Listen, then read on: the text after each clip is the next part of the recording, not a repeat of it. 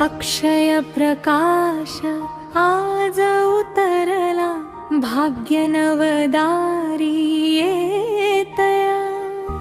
ईश्वर कृपेच्या या पावन क्षणी जीवन पुन्हा उमलतय।